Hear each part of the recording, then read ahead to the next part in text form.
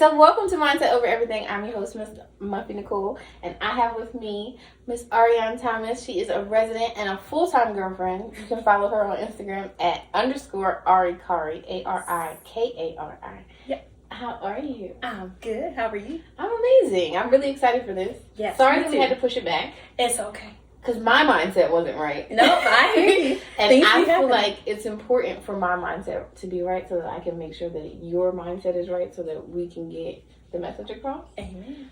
So I don't know if you watched my other interview, but I feel like my goal with this podcast and my purpose in life is to, one of my purposes in life is to encourage people in their process and their journey. And mindset has become so important to me because I recently realized how much it affects your life, and how much you can use it to propel your life forward. Right. And I just want everybody to win. I've kind of always been that way. My grandmother is from like down south.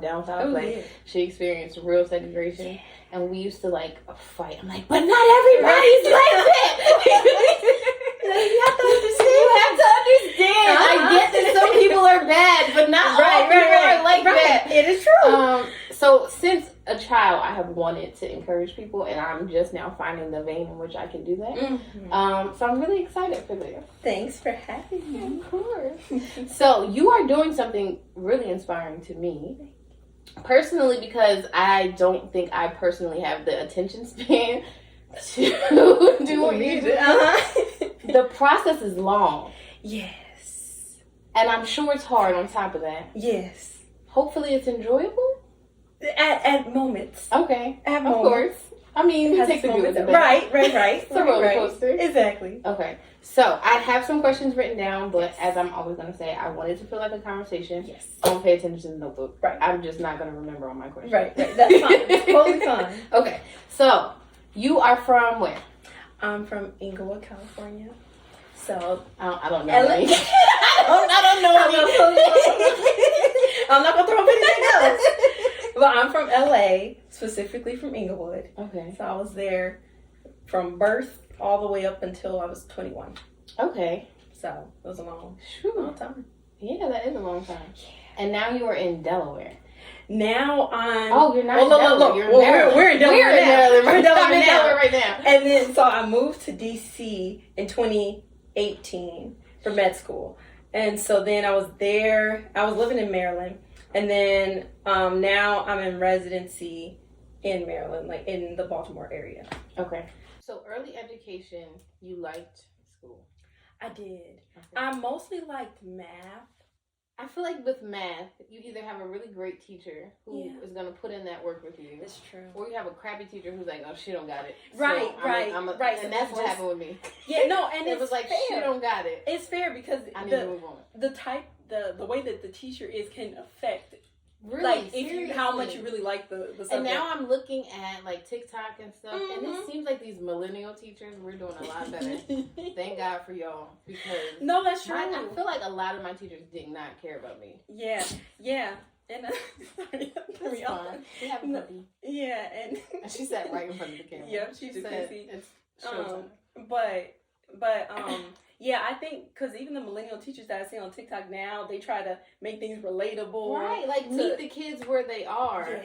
And they did not care to do that, in my opinion. No, I get you. I don't even remember specifics. I just remember some of my favorite teachers were my math teacher, my science teacher, and then those are the ones that I like the most. Yeah. You know, and then those are the subjects I like the most. So it kind of all went hand in hand. But yeah. So when did you decide medicine?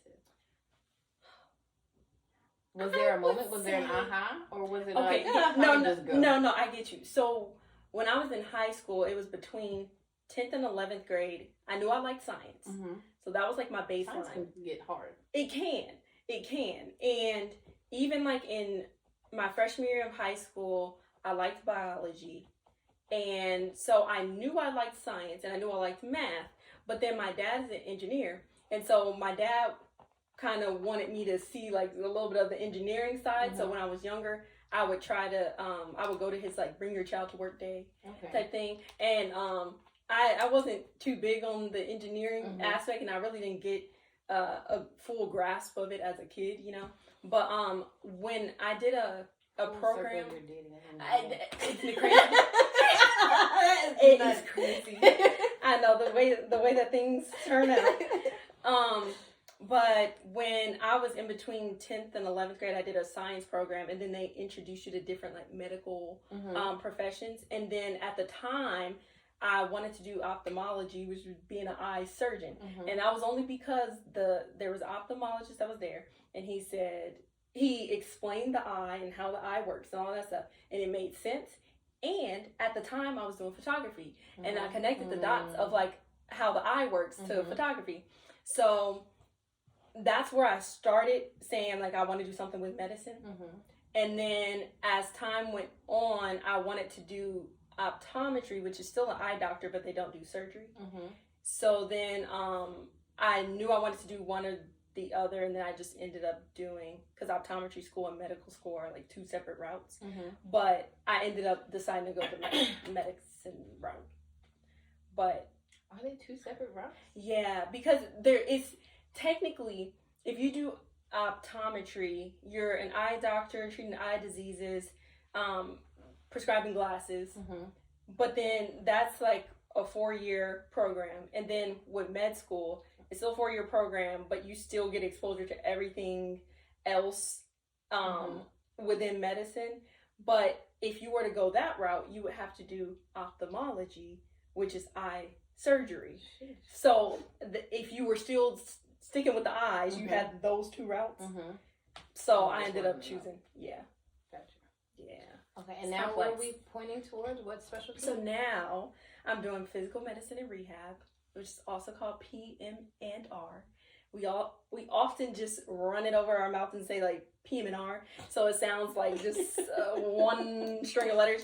But PM&R, and it's a hidden gem because people don't really know about it, and people don't get exposed to it until like later on in med school. Some people know ahead of time, but a lot of people don't know about it when they go into med school, and then they may find out about it when it's too late. But that field that I'm in now, so in med school, I realized I wanted to do PM&R instead of ophthalmology. So that field, we're treating different musculoskeletal diseases, people who get injuries, people who have a stroke and they have to get rehab, they have to get physical therapy and occupational therapy so that they can just learn how to walk again, learn how to talk again. There's people who have symptoms like later on after having a stroke where their muscles are too tight and you have to treat that. And some people go through that field and do sports medicine, so you can treat athletes, high school athletes, professional athletes. So it's all based around the brain and like your muscles. So we're treating all of that stuff. So that's what I'm in now. And you're so excited about it. I am. I'm really happy that I chose it. Even though it's been a long road and I'm finally here in the residency for it, it's worth it in the end when I reach it. Okay, let's backtrack a little bit. Yes. So, we're enjoying school. Yes. We're in private school. Yes. We do that program. Where does moving across country come in? Yeah. So when I was in undergrad, I was at UCLA, and during the third year, so my junior year, if I wanted to go to med school like right after college, I would have to apply that year. So I applied that year to med school, and I got into only schools on the East Coast. So I interviewed at a couple of schools in California. And in my mind, I knew that either I wanted to stay in California or go to HBCU. So most of the schools I applied to on the East Coast were HBCUs. And then I applied to schools in California. And so I only got into 2 HBCUs.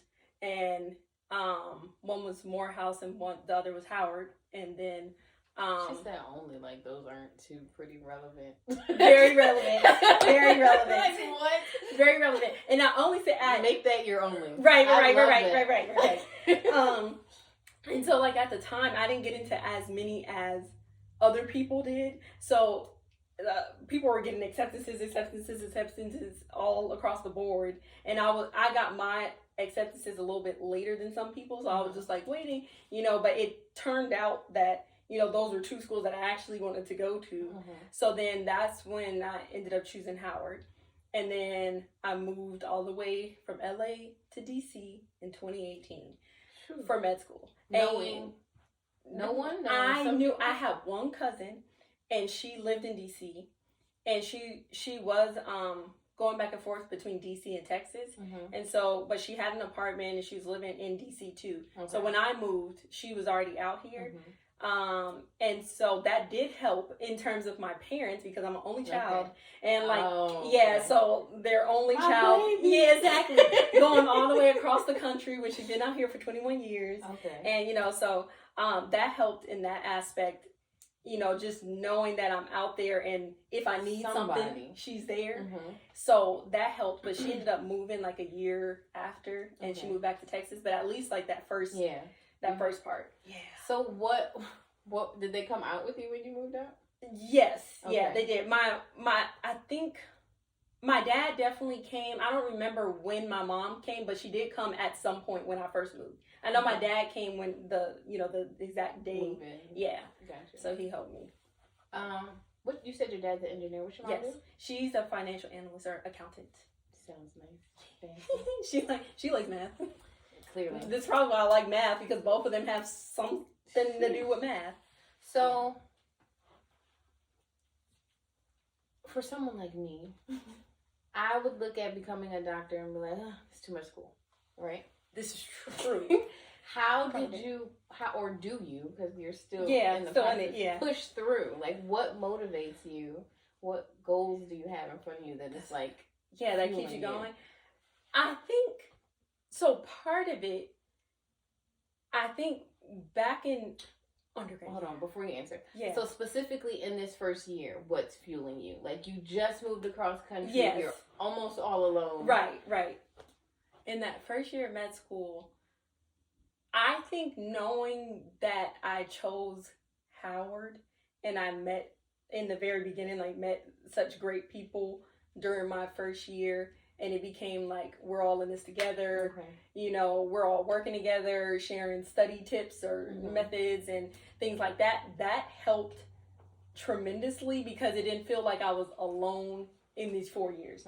Now, granted that even though it's a whole nother 4 years after the 4 years of college, I think I split it up in my head, because the first 2 years you're doing a lot of studying, sitting down, just classes. And then the next 2 years of the 4 years, you're doing more so clinical work where you're in the hospital. So I was taking it like almost 2 years at a time. But break it down. Yeah, because just thinking 4 years, it just sounds so much. All these classes. Exactly. So I broke it down, and are you working too? No. Oh. No. Most people when they're in med school don't end up working because it's just too much. There were a couple people that I knew that did have jobs, like whether it be like on campus or something. So it was just school, and that was it. But I think breaking it down and then having good friends throughout that process, I think that helped tremendously. Because we were all like, well, we got to get through it. Left your support system, but created a new one. Exactly. Love that. Yes, that was the main thing. Because otherwise, if I would have gone to a school where I didn't feel like I fit in, or I didn't feel like everyone was supportive, I think I would have had a tougher time. So what was your experience at an HBCU? I've heard it can get ghetto. I've heard that it's an amazing Black experience. Like, you learn so much about us and our people. So what do you think? I think one, it's different when you go there for undergrad versus like for med school or for grad school, because with undergrad, it's like you're more in tune with all the different events that are going on. But when you're in med school, it's kind of like, okay, there things are going on, but you have to pick and choose if you want to go to it. You have time. I think overall, like going to it for grad school and med school specifically, it makes a difference seeing Black doctors that are teaching you, and like seeing like, wow, they made it through, they did it, and now they're here to come back and teach me. And I think it gave us a different perspective and I guess like inspiration, just seeing them on a daily basis, seeing their pictures on the walls, things like that. So I set a goal to have all my doctors be black. Yeah, no, it's been hard because there's a shortage. So few and far between. Exactly, it's hard. So I love seeing us in all the spaces. Yeah. So I wish I would have had that HBCU experience just to see more of us in a positive light. Exactly.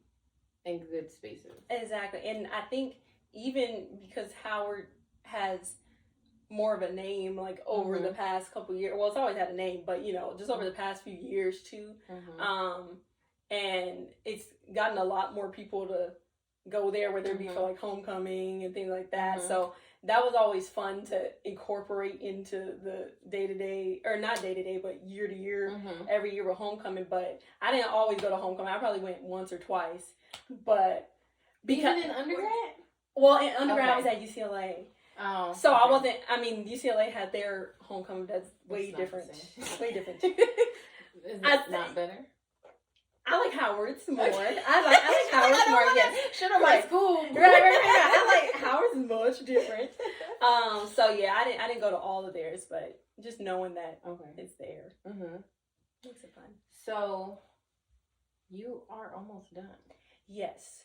How has it been juggling your mindset through this process?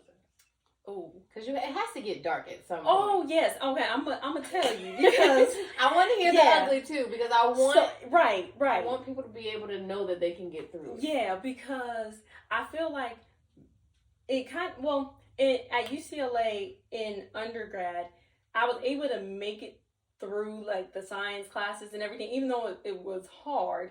But then when I got into med school, it was like a whole different level. Whereas like I had a quarter or like a few month class in undergrad, and they just squashed that and put it into 2 weeks in med school. Like so you're learning things way faster. And I think that got to me because it was like during that first year, I'm up here trying to remember like, what's the best way I study? How do I get all this information in? And my biggest thing that I was doing, well, one, I love Kobe Bryant. And he has always been my inspiration in terms of like motivation and just hearing his mindset. And I think, everybody that knows Kobe knows about Mamba mentality and like his mindset of like pushing through and trying to be great. I think I really adopted that mindset, especially in med school. And like even during the hard times where I feel like I don't know if I'm gonna be able to make it to this next test because like I'm not learning as fast as I need to, or things like that. Sometimes I would take a break and I would watch a little Kobe Bryant interview where he talks about mindset or he talks about winning. And even if it's not me becoming the greatest, because he's like a great, I wasn't the one that was making the top 10% or whatever of the class, and like no, but I'm saying but I'm saying like it wasn't even just like so that I could it was just more so inspiration for me to keep at least trying to get towards that way, rather than like having nothing. But I think his mindset really inspired me to just push through. And even like I remember in one of his interviews he was talking about like he didn't have like some people have really big hands playing basketball and like he didn't have big hands, but that doesn't mean that he's not gonna be able to be who he is now. Like so it was just stuff like that when I knew that there were people who learn faster than I do. It may take me a longer time to absorb information, but eventually I'm gonna get it, and even there were times in med school where I had to get help from some of the professors like outside of their regular teaching, just for me to understand concepts and learn how to answer questions right so I can answer it right on the test. And so I had to reach out for extra support because I was like, I don't want to think of it as a weakness, me asking for support. I'm just trying to make it through. So whoever can help me, and my mom, exactly. And my mom and my dad really throughout, in high school mostly, and throughout undergrad, they will always make sure I know, like, don't be afraid to raise your hand and ask a question, or don't be afraid to visit the teacher in office hours and everything, because they're here to help you. And so it took me a while to get over that, because I'm more shy and I'm like, I don't want to raise my hand. Sometimes I'll choose not to do that, and I'll just ask them afterwards. But in med school, that was a point where I got to a point and I'm like, okay, I need some extra help just to get me through and pass and everything, so it was a long So takeaways, this is what I heard. You need to have someone who inspires you to do better. You need to be able to ask for help because it's necessary. And you also need to have a support system behind you to encourage you to be able to ask for all that. Exactly. My mom used to say, obviously not college, but my mom used to say, that teacher has something that you need. Just go in there and take what you need. And I could not get that. I'm like, but they're so mean. Like, they this, they that. They don't care if I make it. But it doesn't matter if they care or not. Because they're going to get paid. So I'm going to ask you my question. Because you about to get, and I'm helping to pay you. So I'm contributing and you contribute too. So I'm going to ask my question. But it took me a long time to get that. No, I get you. You feel stupid, or you feel like nobody else needed help. But the whole time it's probably like 4 other people that was like, oh, I'm glad she asked that question. Exactly. That was a thing too I struggled with as time went on, like through middle school, high school, just getting over that fear of like, okay, just ask the question. And especially if like the professor has office hours or the teacher has an extra time, like utilizing that. But in my head, never go to a study group. I was so embarrassed to go to a study and that's how I used to feel too, because you wanna show like, oh, I don't need any extra help or anything. I do it all by myself, and it's like I felt the same way too. We gotta erase that stigma. Asking for help. I still have a hard time asking for help. I really struggle because I feel like, especially being Black. I feel like it's kind of like you got to get it on your own type of vibe. And that is like one of the major things holding us back is the fact that we can't support each other. So if we could just ask questions. And even I didn't have an inspirational person either in my life. Then how did you? I didn't. I'm just now figuring it out. Hey, and sometimes it's gonna take a little bit longer for people. Which is why people like you inspire me so much, because you figured it out so much sooner. Right. Do you pay attention to the general population of the hospital when you're like choosing a hospital that you are thinking about going to? Because before, I would have never really thought, I just thought the hospital's a hospital. Right. Like, people go to the all hospital. the people go right. Right. No, exactly. So, even at Howard, I knew that I would get a population of people, especially because where it's at, like in DC, the population around it is mostly Black. Around the hospital, that is. But, different areas of DC can be completely different. But I knew that hospital mostly served underserved populations. And so when I was looking at different med schools, that was something that I noticed in terms of HBCUs, depending on like where they were. I asked about like their patient population, and I didn't really think about that question on my own. It was more so like when I was interviewing, I was looking up like different questions to ask the program, and so that was a question that I saw, and I'm like, oh, that makes sense. But that's not something I thought of on my own. But when I went to Howard, then you see that they have like different clinics that are student run or resident run, that are free to help like the surrounding community. And then even at Sinai, they have a good amount of Jewish population because of the specific area that they're in, but still you're still in the Baltimore area, so you're still going to get a lot of Black patients too. So I think that changes the narrative too, because especially what I learned through med school and through residency is like the way that you approach the encounter with each patient is a little bit different. Like if you're in a population where it's mostly underserved populations and you are asking them like, why aren't they taking their medicines? Like, it becomes a bigger issue of like, can you not access the medication? Do you not have enough money for it? Do you not have the transportation to go pick up the medications? And so that kind of changes your conversation and your encounter with the patient. But like, you have to also be mindful of that, instead of being like, okay, I told you to keep taking this medication, why aren't you taking it? Yeah, and then they may feel embarrassed and to say like, oh well, I don't have a car right now because it got taken away and like I lost my job and whatever. So I think being mindful of that and also being in that population is like, it goes hand in hand. Yeah. I think we also have a mistrust of pharmaceutical companies. Yeah, and I just realized recently that's why I don't tell my doctor a lot. Yeah. Because I'm like, I don't want you to put me on meds. Yeah. Like, one teacher of my son's in, like, I want to say, like, 4th or 5th grade, she's like, I think he has ADHD. And I immediately got defensive, like, nah. Yeah. My son doesn't have that. Don't try to put him on no drugs. But if you like look and like you really do your research, you understand a little bit more that he might my bad. Who knows? Who knows at this point? My bad. Right. He's a straight A student. He's right. He making it work.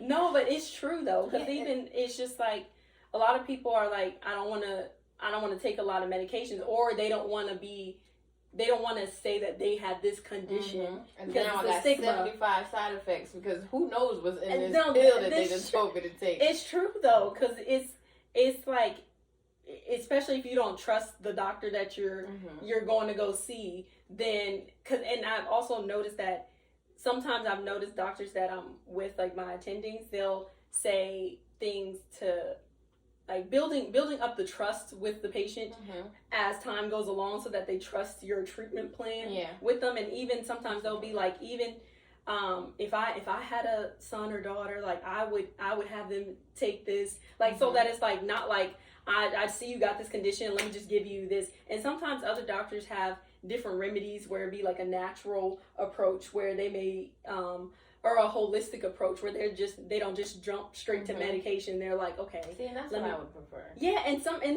let's try something natural first. And that's completely fair. And that's something that I want to learn more of, instead of always just like jumping to a medication for it or things like that. Because not everybody wants it. Paid too. Yeah. No, it's true, and that is valid to think. Going on behind it. But I never thought about trusting my doctor, which sounds weird. I had a black nurse practitioner, and I know that everybody doesn't know everything. Right. Like, everything I said to this lady, she Googled.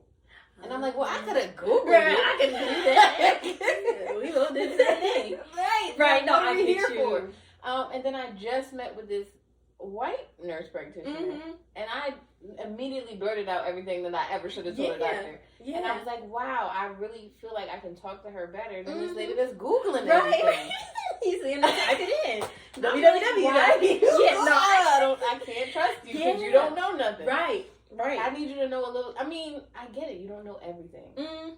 But I need you to know a little bit of a lot of things. Exactly, so that I can know that you know what you're talking about, and now you're guiding me correctly instead of Google's guiding me. Google can lead you down a lot of places. It can all kinds of stuff. Go down a rabbit hole. I love a rabbit hole sometimes. Look, as long as it's a good rabbit hole. I know, because I'm not trying to be sick. Yeah, exactly. Okay, so are you an optimist or a pessimist? And how do you use that to push you forward too? Oh, that's a good question. I feel like I'm a mixture of both. Okay. That's perfect. Yeah, but I feel like I'm more of an optimist when it comes to other people. So like when it's advice for my friends or something, I feel like I always see that side of things. I don't know. Because I never hear a man say, yeah, I be rooting for my friends more than I root for me. And that's a good point, because I never actually thought about it. That's a woman thing. Because do you feel like you're like all the time? Yeah, I'm like rooting for. I always have like some kind of wisdom to give to you, right? And then I'm in the same situation, and I'm like, God, what am I supposed to do? Exactly. No, that's really how I feel. That's why I feel like I'm in the middle, because I feel like I give that out to them, and it's not like me being fake of like, let me always try to think of the positive Yeah. for my friends. Mhm. But I mean, it's true. Mhm. But for It's myself, but for myself, I like to think that in terms of optimism, in terms of like my career and all that stuff, I like to hope that things go the way that I want it to go. Do I truly believe it will? Yes. But like on the day to day, you know, like, yeah, a little sliver. I'm going to hope so, and I'm going to pray that it does, you know, but on the day to day, I think I tend to think of like the negative outcome of things in day to day life, like just moving on, like, okay, I need to do this. Okay, what could happen if I do this? And like, this could happen bad. But I mean, technically things could go right, but then I start thinking about the thing that could go bad. But I also think that it comes from, especially if it's something medical related or whatever, like this could happen and then I can end up in the hospital. But I think that comes from being in med school and being in the hospital. So like I don't think I have these other things. Exactly. So I'm like, oh well, I've seen some person that's been in the car accident and ended up in the ICU. Right. Like a pole went through their window. Exactly. Like, do I want to? That could happen to me any moment. And this is what I'm saying. Like driving, I'm like, okay, I see this car that has like all these logs or something, and I'm like, well, Final Destination ruined the log thing. Oh yeah, that's true. That's true. That's a good point. Yeah, that was a little different.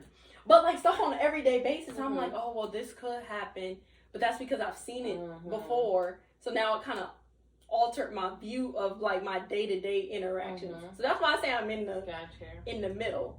And whether that's it could be a good thing or a bad thing, because I thought about the worst possibility and I could have avoided something bad happening, but then I may not do certain things because I'm always thinking of the worst. That's like people who won't get on boats or planes because... I'm sorry. Oh, I get on a plane. I obviously came all the way out here. Well, when we were in Turks and Caicos, like me in water, it's because I can't swim. So I'm thinking, you went to private school. I did. Now I did go to swim. Shout out to my parents. They did put me in swimming lessons, but I didn't like the water like that. Okay. I love the water, but not up to a certain point. Once I feel, I'm not gonna. What am I gonna do? Yeah. No, I get you. Like, so now what? No, I get you. I tried swimming lessons when I was little. I just didn't like it. So now I think the stuff with the boat is more so because I can't swim. So now you're like, if I fall off, like I'm a goner, like completely. But I think if I could swim, think you could like convince yourself to tread water? No. I truly don't. Now, my dad taught me how to swim a little bit, like when we would be on vacation. He taught me how to do everything, and I was able to do it, like, you know, in the little pool. But then if I don't go on vacation until the next summer, like I'm not going to be putting that to use. So I know the concept of swimming, and I know that I could do it. But I think I would freak myself out too much and be like, oh, I only know how to go like this. I don't know how to tread one. Yeah, exactly. And then I'm spiraling. Yeah, like now I really can't swim, and I'm at the bottom of the ocean. You see, now I'm dead. Exactly, now I'm dead, and I fell off this boat. All because I got on the boat. Exactly. So that's what I mean. Gotcha. Yeah, with that pessimism. Okay, and you know what? It's funny that you had an anxiety thing, because I have an anxiety question. Yeah. So what is your relationship to anxiety, and how do you handle it? That's a hard one, because anxiety has so many faces. Yeah. It has so many shapes. Oh, yeah, that's a good question. What's the most recent thing that you've been anxious about, if it's not? It was probably on that trip about getting on the boat. To be honest, that was probably the most recent thing, because it was just last week. And we got on the boat, but still. So see, you just pushed through. You just went and did it. Yeah. So just do it anyway. Do it scared. Exactly. And that's one of my favorite things. Do it scared. Yeah, I think that's a good one, because even after the fact, like even when we went horseback riding, I was nervous about that, because I'm like, what if the horse just starts running? And I don't know how to control a horse. Exactly. And I'm just like, and I'm just picturing that. But then, and it was horseback riding in the water too. So I'm like, if I fall off this horse, double negative. Exactly. If I fall off this horse, and I'm like, if I fall, I can stand up and I won't be drowning. So I know that part. So then that made me calm. And then when I got over the fact that, okay, the horse knows to do this, then I was fine. But anyways, my relationship to anxiety, I think I would say how I deal with like those moments. Well, earlier this year I started going to therapy. And so that has changed things in terms of like figuring out if I feel like I'm getting anxious about something or overthinking something, then I overthink. Yeah, no, me too. So like if I get nervous then or anxious about it, then I'll go through in my head of like what's the reason I'm thinking this way? What if this overthinking thought is not even what you think? How will this, even if it is true, how will this affect you like 5 years down the line? Because is it really that deep? And do you really have the evidence behind that thought? And then another thing that I learned was, what would you tell your friend in this situation? Like bringing it, so I'm always helping them. Exactly. So let me help them by helping exactly. That was another thing that I learned too. Yeah, because it's just like, okay, well, let me step out of it, because if I'm just in my own head, if my friend came to me with the same thing, what would I tell them? I probably would be like, oh, it's probably not that serious, depending on the situation. It's probably not that serious, or you don't even know if that'll happen. So, just wait and see and not, think about it right at this moment. Or like freak out about something that hasn't even happened yet. And you don't even know if it happened, and you don't even know if it's happening. So creating whole scenarios or something. Something that may not even happen, and you spent all your energy on it. Right. And do it all the time. Yep, exactly. So I think that process that I learned has helped with day to day. I mean, it still happens of me overthinking, but it's at least helped significantly. But it's still like, it happens. I feel like it's inevitable. Yeah. That's why it's important to know those questions to ask yourself to get yourself out of it. I feel like, especially as a woman, because I feel like our brains naturally work in circles. Exactly. I might be making that up. No, I mean, look, I feel like I might forget that you pissed me off at 9 o'clock this morning, but at 10 o'clock tonight, and it's gonna come back. It's gonna wrap back around the circle and keep on going. No, exactly.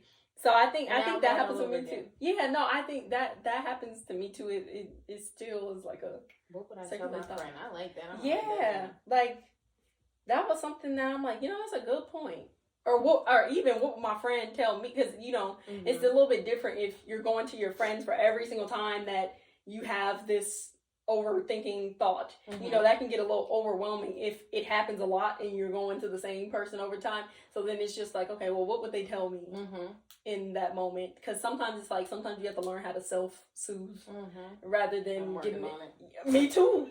Because I'll be like, I need to tell somebody. Exactly. I need to tell somebody, but I also need them to tell me something. Yeah, exactly. And just even them telling me something will help me feel better. But I don't trust myself for me to tell myself that. If I told myself the same exact thing that my friend just told me, which I'm perfectly capable of doing. Exactly. But hearing it from them, it's like, oh, okay. I think it's more so like, because you're getting somebody else's point of view, it's like, okay, it's like a cosign.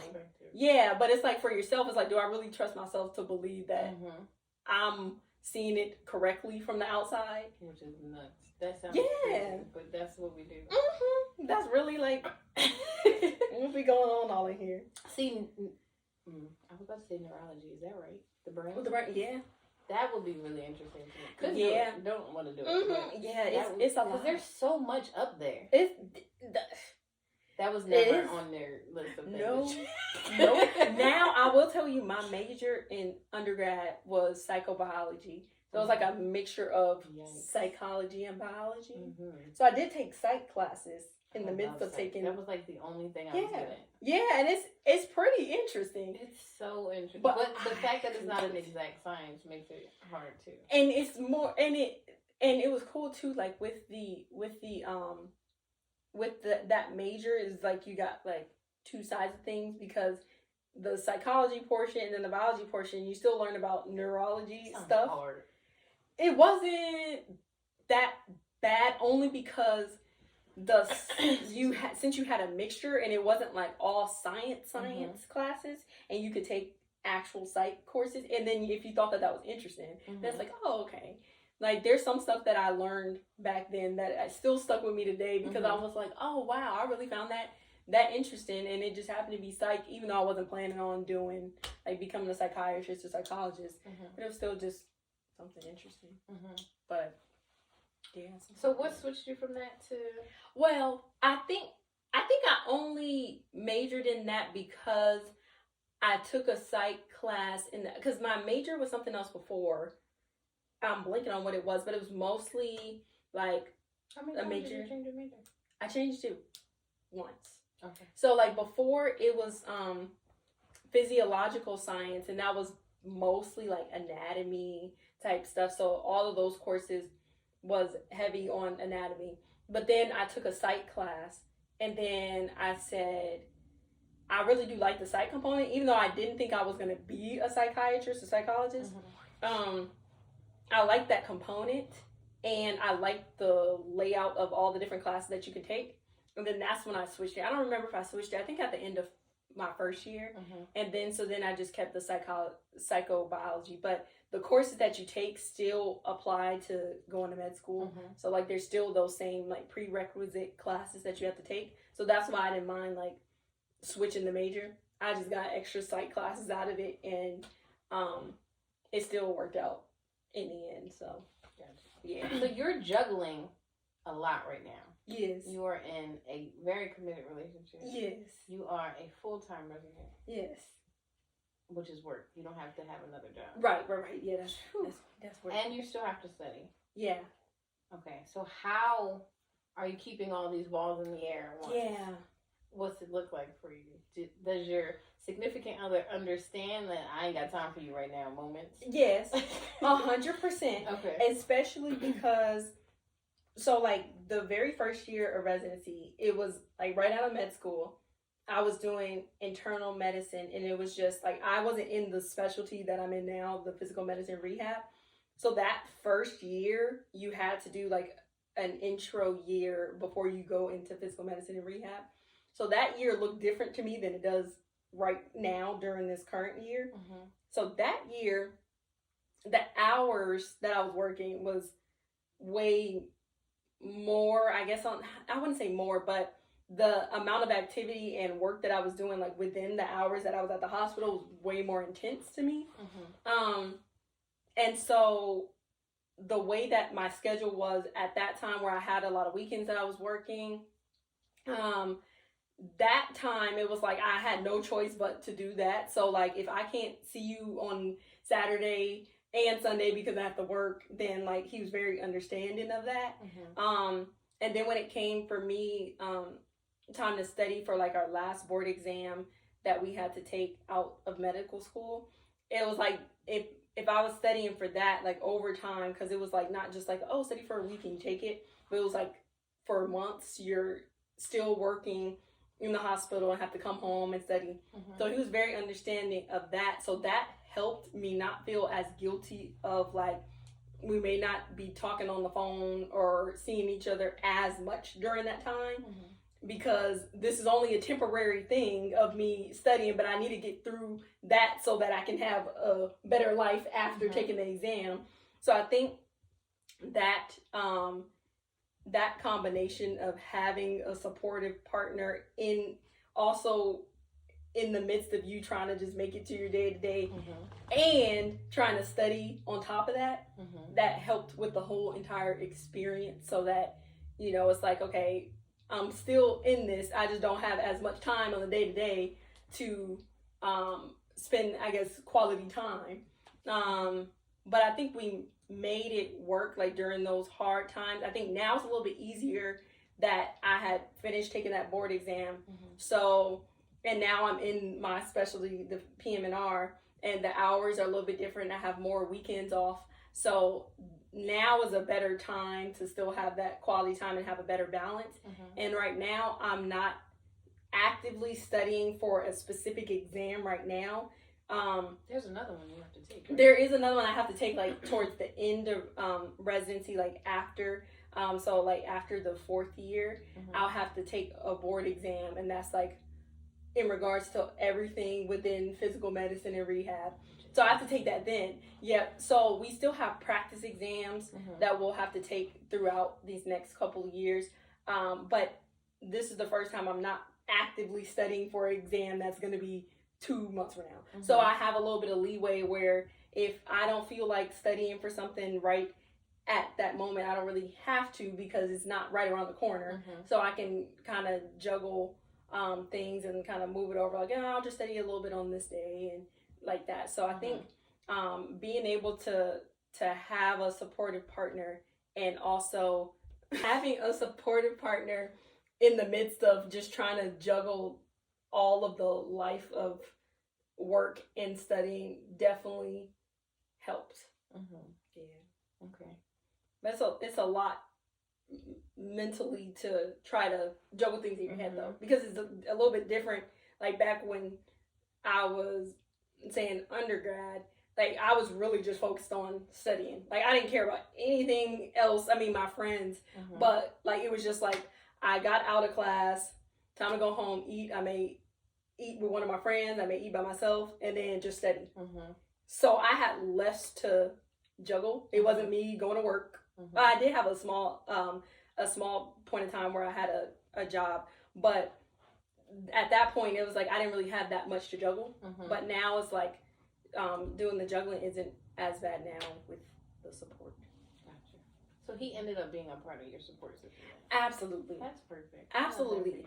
Yeah. So I think that's made a big difference too, especially because once I left med school, most of my med school friends went to all different ways for residency. So they weren't like right around the corner from me anymore. There's still a few of my med school friends that are still like in the overall area. But it makes a difference, like now that all of my support system within med school are kind of spread out, now having him within all of this, makes it still feel like I have a support system out here. So it's very helpful. So someone who's going to support your dreams and goals is important. Absolutely. And if they're bitching and complaining, they ain't it. Exactly, because they need to understand. Shut up, because I'm a brat. He said, never mind. I get it, but like, dang, I miss you. No, I get you. And it makes sense too, because even if the roles were reversed and it was switched, I would still feel like, I do support you 100%. But like, man, dang, it's a long time. Like, so like I like unconsciously act like a brat. So I'm just like, but it's been a while. Right? Like, what do you mean? It's been a good 3 weeks. I get that we're grinding right now, and like we're making our lives. But can I get a phone call? Like, please. and that's the thing too. Like, I think it's been like a good balance of like, even though I'm in this time period where I'm trying to study for this exam and everything, like, you still gonna get this phone call, right? And you still like, cause prioritize. Exactly. I mean, maybe I'm right, a couple steps down, but I want to be on the list. Exactly. Still having up there, and that's what I feel like we both were good at doing. Okay. So like I've always valued quality time just as a whole. So like even if you're on the phone, quiet, on mute while I'm studying, that's still time. Then that's still feels here. You're still here. You're in my space. You're in my bubble. Exactly. And so even like if I had to study while he was here, it just don't talk to me for a second while I'm studying, but I think still trying to make a little compromise of like getting my stuff done, but still not completely neglecting. To me, that's like intentionally dating now, because we have goals that we want to set.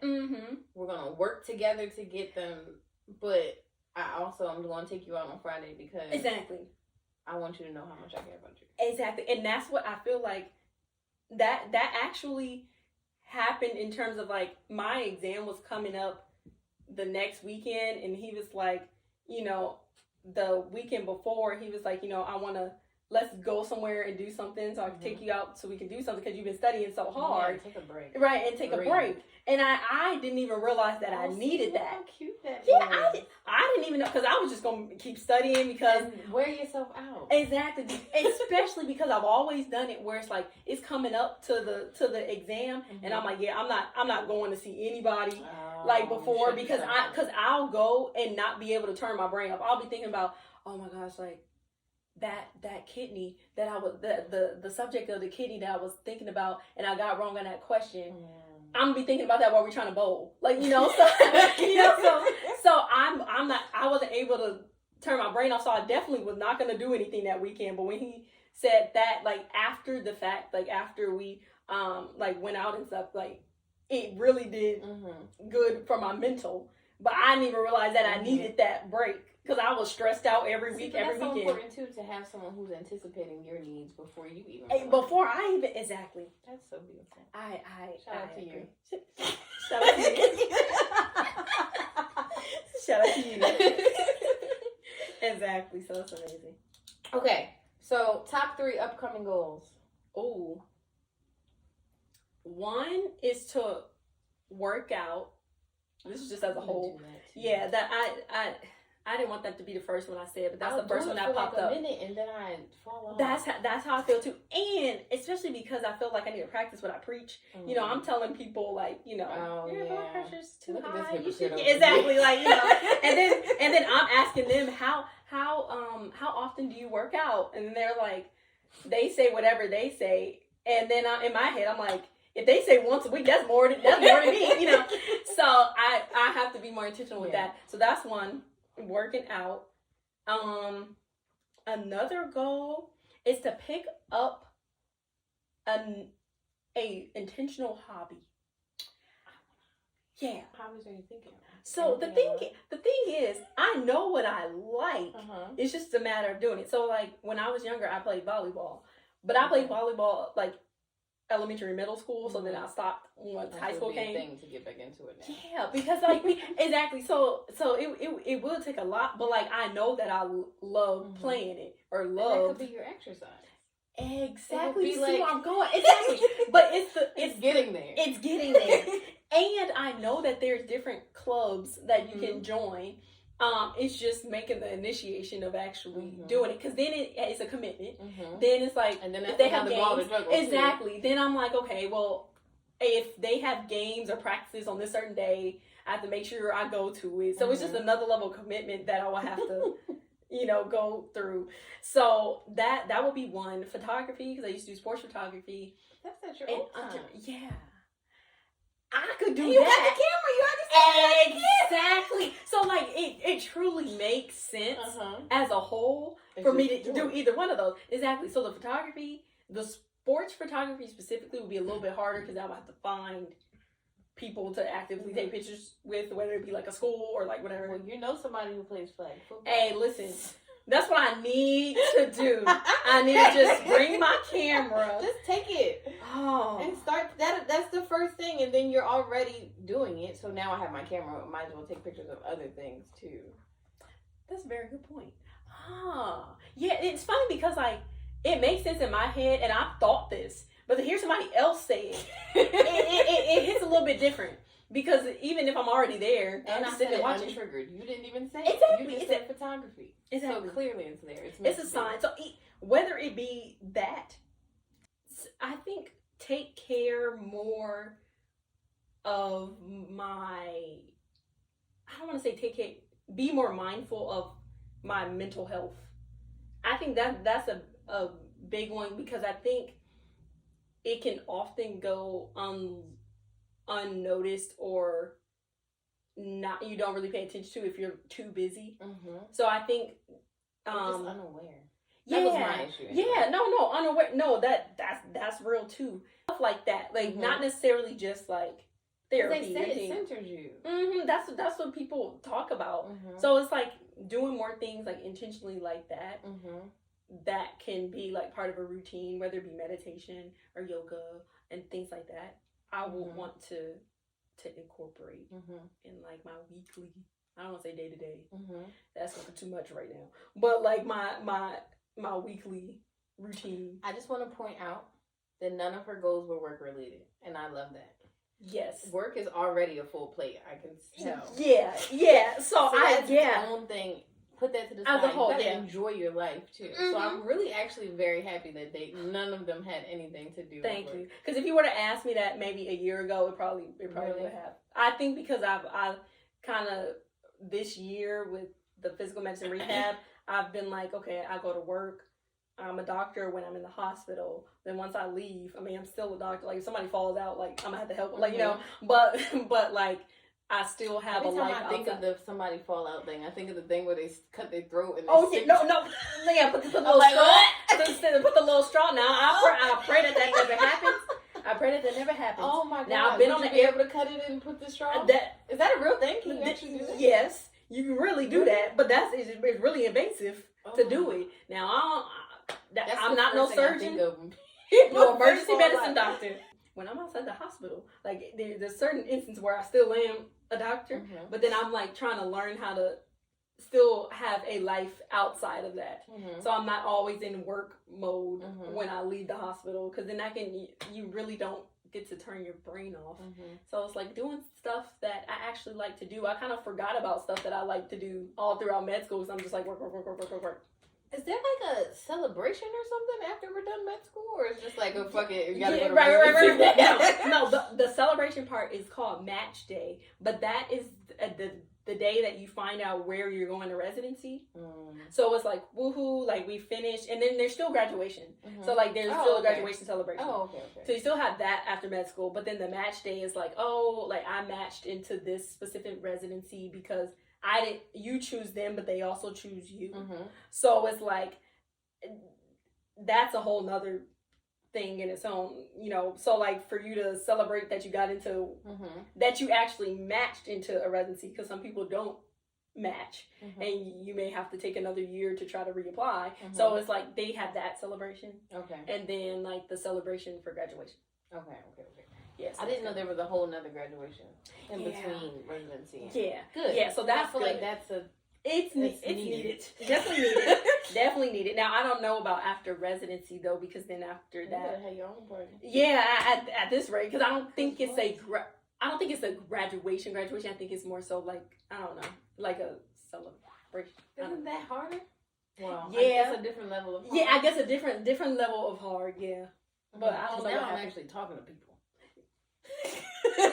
Actively, day-to-day. I can actually fuck you up. Is that right? I need to celebrate, not right. We need to celebrate that. Yeah, I don't know what they do after residency. Oh, your man will probably do it if you want. Hey, shout out. I done put him on the spot, so. Not him shaking his head. No, he's shaking his head. I'm gonna leave that in too. Right. Shaking the head. Yeah, so we'll see. If you're giving advice to someone who is thinking about this journey or is in the thick of this journey, what would it be? All of the things. Any of the, no certain amount. Okay, let me think. Because I really enjoy mentorship.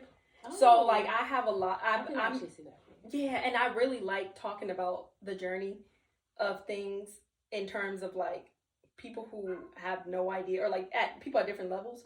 So, I've been in, like, 2 or 3 different mentorship programs, and I've been able to have mentees of different levels.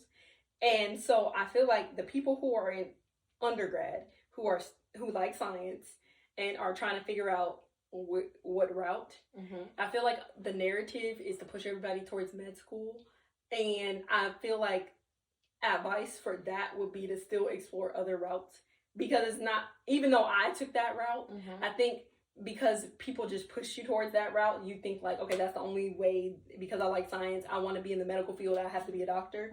But like, there's different ways you can go about it. You can do physical therapy, and you can do a doctorate in that and be a doctor of physical therapy. You can be a nurse practitioner. You can go through nursing and go to nursing school and like further do nurse practitioning. You can go to a joint program that takes you all the way through, which one of my friends is doing. You can be an optometrist. You can be, if you like science but not necessarily medical, you can do engineering. And like, but just, I feel like the narrative for med school is that just make sure you explore all options in terms of like health related fields. You may not want to be a doctor, you may want to be a physician's assistant, or you may just want to do medical assistant. Like, but I think because that people push the narrative of going to med school, then some people feel like if I'm not going towards that not highest goal, but if I'm not going towards the more common goal of doing being a doctor, then I'm doing myself a disservice, or I'm not doing enough, or I'm going to be looked down upon.